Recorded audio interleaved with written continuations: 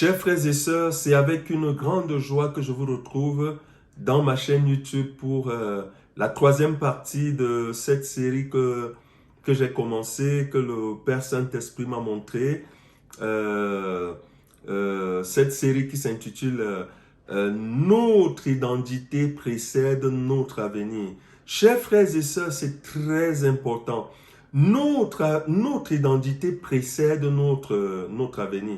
Et nous avons vu lors de la première et la deuxième partie qu'il y a beaucoup de mélange aujourd'hui et que il y a quelque chose qui échappe, c'est-à-dire aux enfants de Dieu, parce que et que l'accent est mis sur le continent africain. Pourquoi? Parce que le continent africain et aussi les frères et sœurs africains qui vivent en Europe, qui sont d'origine africaine, mais qui vivent un peu partout en France, je vais dire en Europe et en Amérique, un peu partout dans le monde. Donc cette série vous concerne, ce thème vous concerne, parce qu'il parle de notre identité qui précède notre avenir. Aujourd'hui, chers frères et sœurs, vous ne pouvez pas vous-même voir qu'il y a quelque chose qui ne va pas. Il y a quelque chose qui ne va pas dans le continent africain. Je vais parler de la prospérité. De la prospérité. Parce qu'aujourd'hui, on voit très bien que ceux qui détiennent vraiment, je vais dire, les biens au Cameroun, en Afrique, je vais parler de tous les pays qui sont en Afrique. Nous constatons que ce sont les États qui détiennent les choses. Ce sont les États c'est-à-dire que notre avenir dépend des États. Vous avez fini vos études, il faut qu'on vous engage. Et il y a beaucoup de gens aujourd'hui qui ont du mal, qui ont dépensé leur argent pour envoyer leurs enfants à l'école et au sorti, les enfants ne trouvent pas du travail. Quand les enfants sont diplômés, ils ne trouvent pas de travail. Donc il y a cette souffrance en Afrique. L'Afrique ne souffre pas parce qu'elle manque des gens vraiment, des familles ont investi et des enfants ont grandi, sont prêts à maintenant faire le retour à leurs parents. Mais il y a ce chômage qui ne fait que prendre de l'ampleur et ces familles-là prient beaucoup. Hein? C'est des gens qui vont vraiment dans les églises, qui prient.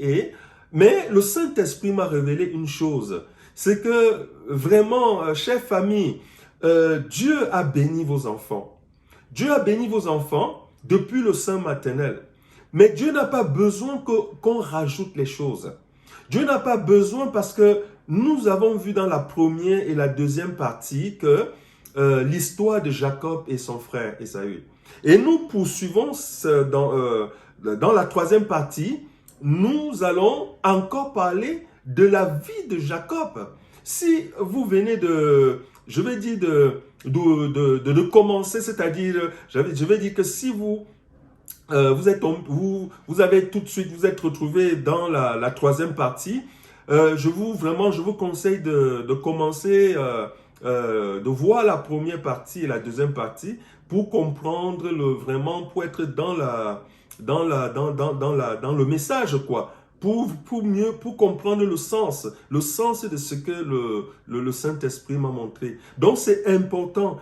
La Bible dit et c'est le Seigneur Jésus qui dit, que l'heure est venue où les vrais adorateurs doivent adorer le Père en esprit et en vérité. Donc, on doit suivre le Père en esprit et en vérité. On ne doit rien ajouter. On doit laisser le Père lui-même faire son œuvre. Est-ce que quand le Seigneur Jésus était venu dans ce monde, regardons très bien, il a trouvé les coutumes, il a trouvé tout, la tradition, tout. Mais regardons, est-ce qu'il avait mêlé ces choses-là à ce qu'il faisait? Vous verrez que non, il a délivré les gens, il a libéré les gens. C'était par la main de son Père. Donc, chers frères et sœurs, chère famille, Dieu veut faire des choses en Afrique. Dieu veut libérer le continent africain. Mais laissons-lui les mains libres. Laissons Dieu nous bénir. Dieu n'est pas contre le fait qu'on envoie nos enfants à l'école. Dieu n'est pas contre le fait que nos enfants suivent des formations, tout ça. Mais la seule chose qu'il nous demande, c'est de changer, c'est-à-dire les choses dans l'identité de nos enfants. Parce que quand on change les choses dans l'identité de nos enfants, ça a vraiment des répercussions dans l'avenir de nos enfants. Pourquoi? Parce que n'oublions pas qu'il y a un accusateur. Et cet accusateur-là, vous devez savoir qu'il est là. Parce qu'il y a beaucoup de gens qui ne savent pas qu'il y a une personne qui accuse les enfants de Dieu. À partir du moment où vous commencez à toucher votre identité, l'accusateur va vous accuser. Et quand il va vous accuser, vous verrez, si c'est écrit ce que vous avez fait, ça va retarder. Ça va retarder votre bénédiction. Ça va retarder votre évolution. Et vous allez vous dire que, je prie, je jeûne, je fais les efforts. Mais à partir du moment où les choses ont été touchées dans votre identité, ça va retarder votre bénédiction, chers frères et sœurs. Ça, c'est une réalité que beaucoup d'Africains ne savent pas et d'Africaines ne savent pas que le fait que vous avez touché ou les parents ont touché les choses dans votre identité, ça freine votre bénédiction.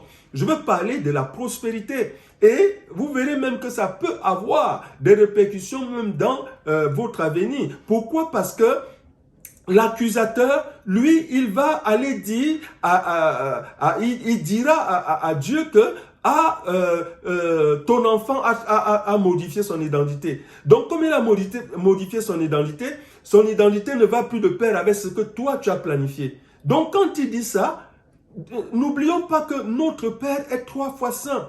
La Bible dit qu'il veille sur sa parole pour l'accomplir. Donc, quand on va déjà changer les choses dans l'avenir, dans l'identité de nos enfants, ça a des répercussions, c'est-à-dire que ça freine notre avenir.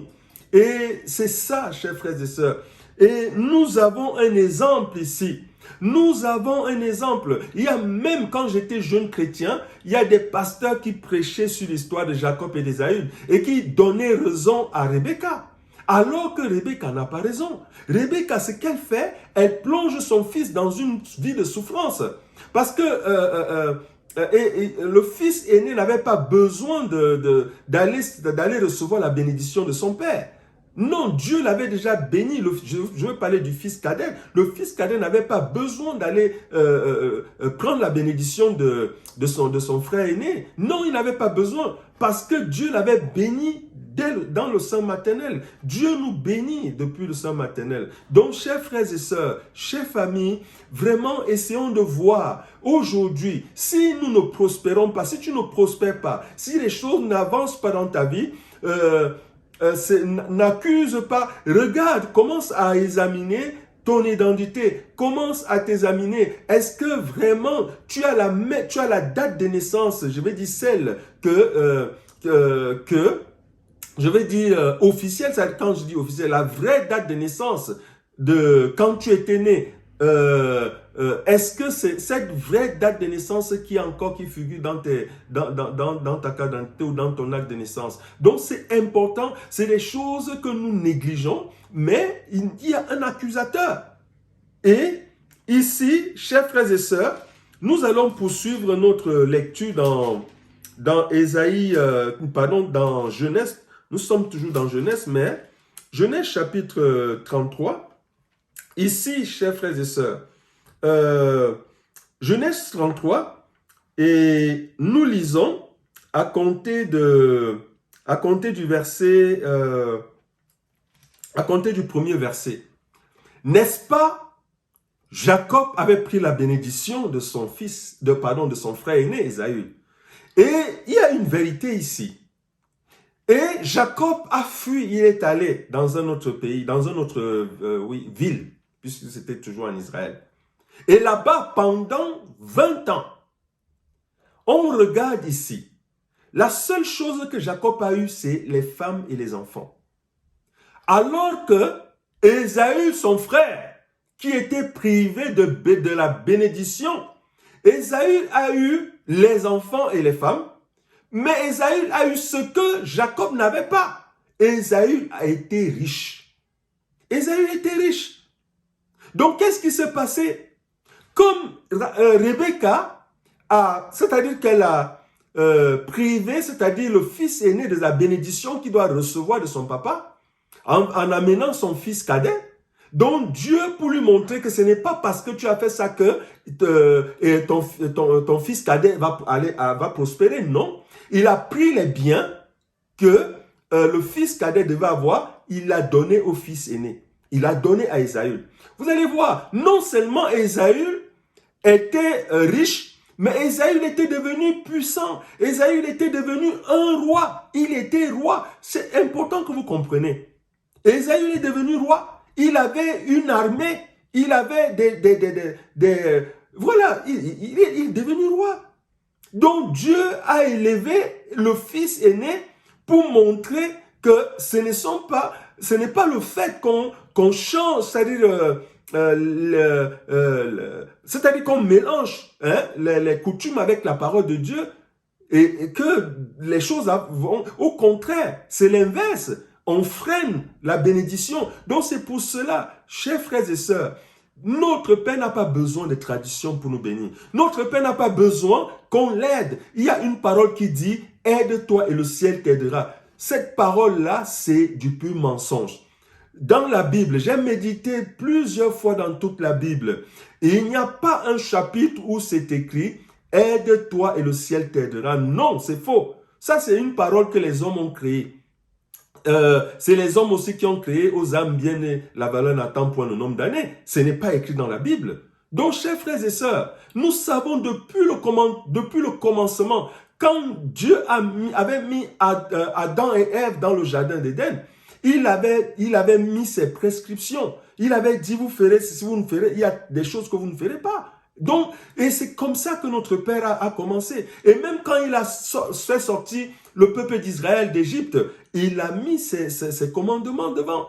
Et quand Dieu était allé délivrer Israël en Égypte, est-ce qu'il avait demandé à une nation de l'aider? Non, il l'a fait seul. Donc, chère famille, pour que Dieu nous délivre, il n'a pas besoin des coutumes de nos villages. Il n'a pas besoin de nos coutumes.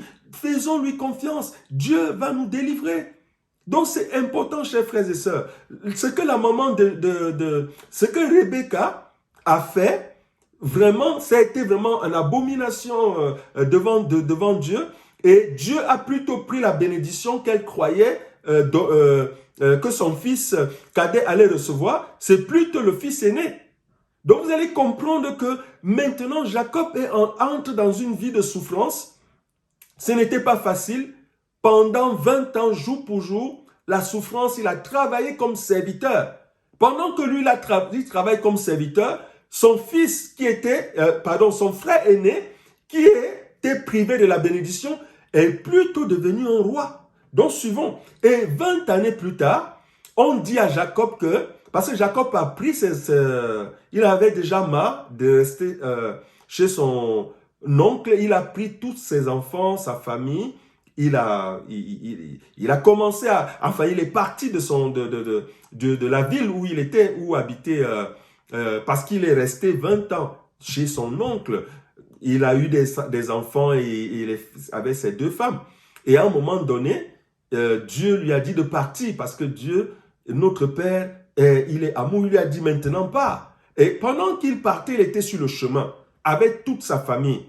Alors, ses serviteurs, parce que quand il faisait le chemin, il y avait toujours des gens devant qui étaient comme des veilleurs pour alerter s'il y a un ennemi. Alors, on vint dire à Jacob que il y a ton frère aîné qui vient.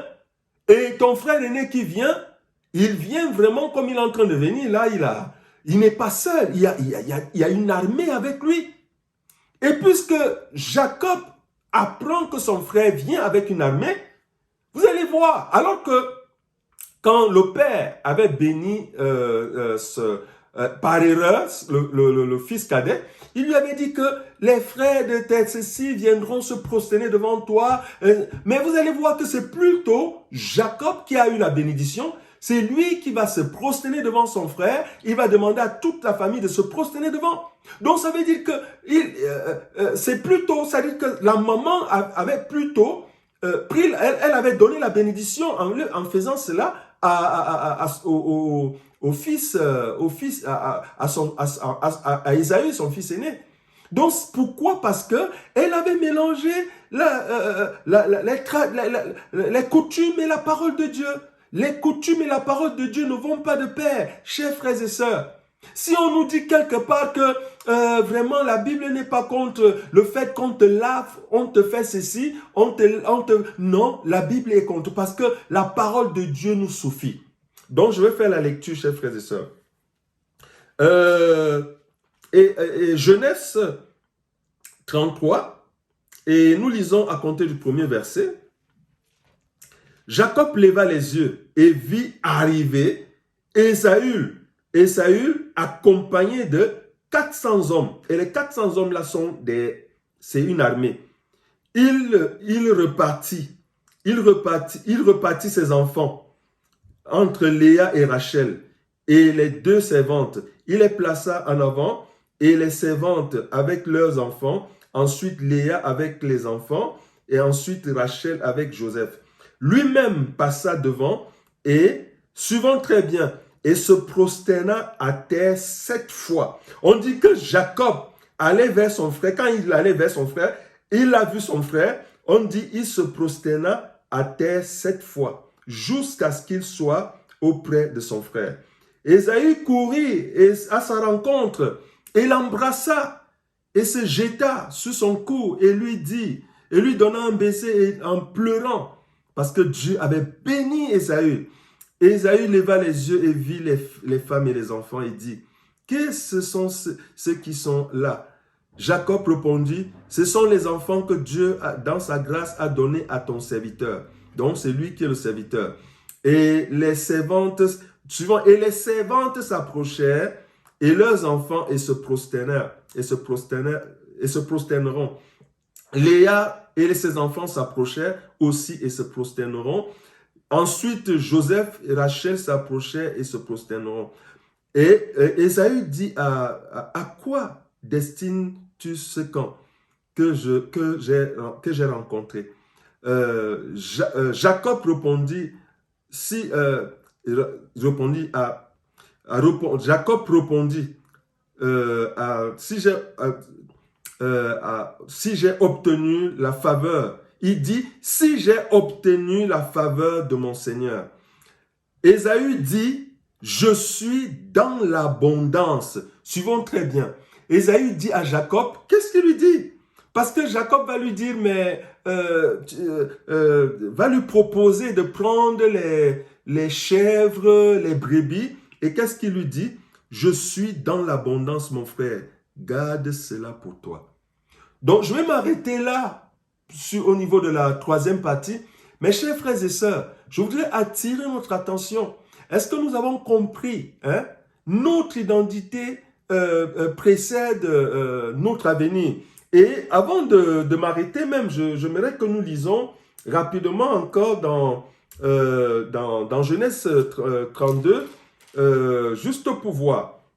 Genèse 32, c'est écrit ici lutte de Jacob. Ici, on dit lutte de Jacob, c'est-à-dire que Jacob lutte contre un homme. Genèse 32, et je lis rapidement, chers frères et sœurs. À compter du verset 1, Jacob resta seul. Alors, on dit un homme se battit avec lui. Maintenant, Jacob se bat avec Dieu, parce que ce n'était pas ça. Maintenant, il faut qu'il se... Parce que Jacob a compris qu'il y a un truc qui n'allait pas. Un homme se battit avec lui jusqu'à l'horreur. Voyant qu'il ne pouvait pas le vaincre, il le frappa à l'articulation de l'anche. Et son l'articulation de la hanche de Jacob se dénue pendant qu'il se battait avec lui. L'homme dit, laisse-moi partir car l'horreur le lever le jour se lève. Jacob répondit, je ne te laisserai point partir sans que tu me bénisses. Ici, Jacob a compris qu'il n'est pas béni. Il lutte avec cet homme et lui dit, non, je ne te laisserai pas, il faut que tu me bénisses. Donc, c'est là maintenant que Dieu, après 20 années, va bénir Jacob. Suivons très bien après. L'homme lui dit, quel est ton nom? Il répondit, Jacob. L'homme reprit, Jacob ne sera plus ton nom. On te nommera, Jacob ne sera plus ton nom. Je te donnerai, tu seras appelé, Jacob ne sera plus ton nom, mais Israël. Car tu as lutté avec Dieu et avec les hommes et tu as été vainqueur. Jacob, voilà. Et Jacob l'interrogea en disant, je te prie, indique-moi ton nom. Il répondit, pourquoi demandes-tu mon nom? Il le bénit. Donc, chers frères et sœurs, pour terminer ici, nous venons de lire que Jacob insiste pour que l'homme le bénisse. Et quand l'homme le bénit, en le bénissant, il lui dit que Jacob ne sera plus ton nom. Parce que ce nom-là, Rebecca n'avait pas demandé à Dieu le nom pour son fils. Et il lui dit que à partir d'aujourd'hui, tu seras appelé Israël. Donc Israël est le nom que Jacob a eu. Donc Jacob aujourd'hui ne s'appelle plus Jacob. Jacob s'appelle Israël. Donc, et c'est après 20 années de souffrance que Jacob reçoit la bénédiction. Mais qui a prospéré durant les 20 années-là? C'est Ésaü. Ésaü est son frère aîné. Ésaü représente le monde. C'est pour cela qu'aujourd'hui, nos biens, les biens des enfants de Dieu, les biens des enfants de Dieu, des familles africaines sont dans les entreprises, les États, les ministères. Donc, mais maintenant, la seule personne qui peut nous faire entrer dans ces biens-là, c'est Dieu. Mais il faut reconnaître qu'il y a eu un problème. Parce qu'il y a des enfants de Dieu qui continuent à jeûner, ils continuent à prier, ils continuent à faire les choses en se disant que c'est à force. Non, mon frère, ma soeur, pour prospérer, comprenons très bien, la prospérité, c'est dans les prescriptions, c'est dans les ordonnances. Donc, Dieu, c'est règle sur règle, mesure sur mesure, un peu ici, un peu là. Donc, ça veut dire que si nous respectons ces ordonnances, et c'est prétexte, c'est lui. Lisez, chers frères et sœurs, pour les enfants de Dieu qui ne savent pas, lisez Deutéronome 28. Deutéronome 28. Si vous lisez Deutéronome 28, vous allez comprendre que Dieu, il est écrit, si tu obéis à la voix de l'Éternel, de ton Dieu, il te donnera la grandeur. Les nations seront... Lisez Deutéronome 28. Vous verrez. Donc, chers frères et sœurs, nous allons nous arrêter là pour la troisième partie et bientôt je mettrai s'il plaît à Dieu, la quatrième partie et que Dieu vous bénisse. Shalom.